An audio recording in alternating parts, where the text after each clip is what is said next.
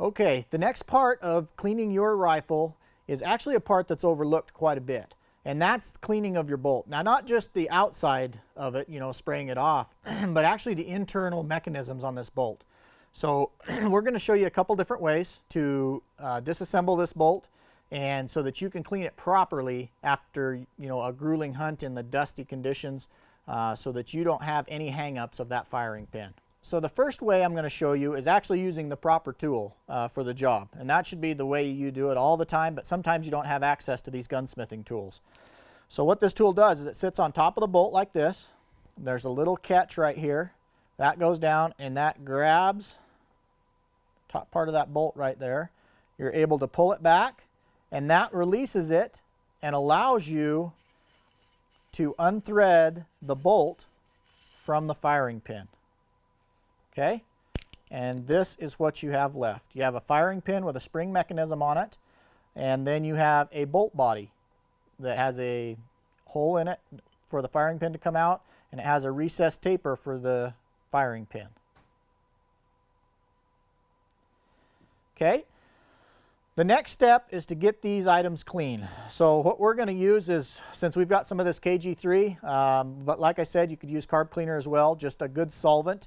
We're going to take and we're going to spray this top to bottom, and we're going to get all the grease and all the oil and all the debris off the bolt and out of the inside of this bolt. And so we'll just clean it all off.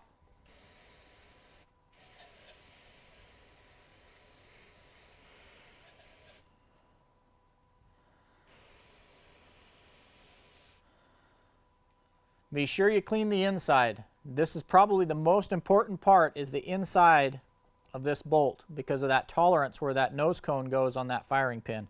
Any little piece of debris in there and it will hang up.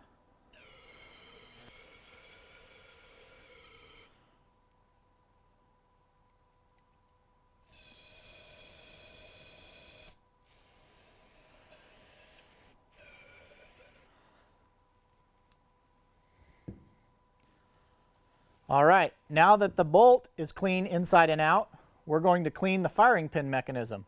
So we want all these surfaces clean of debris and oil, because what does oil do? Oil collects dirt.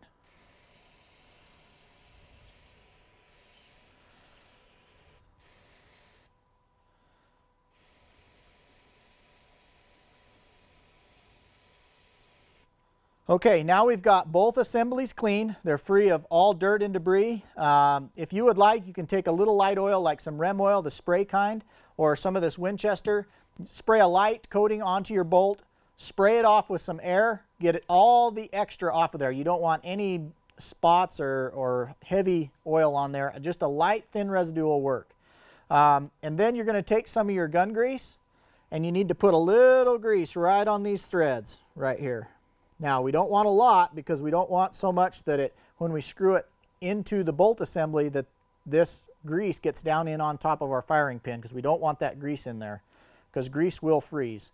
Now that we've got that grease on our threads, we'll just insert it into the bolt housing, and then we'll just spin it back on. Now, there's a little spot right here. If you'll notice, there's a tiny little dimple right in that bolt right there.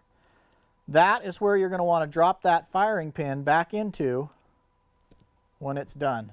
And essentially, it's ready to go now.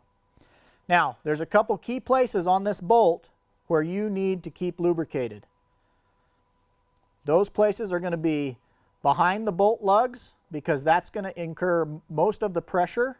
That's what's holding that bolt from coming back out of the action. So we'll put just a little bit there. We don't want too much, because we don't want all that grease down in those recesses.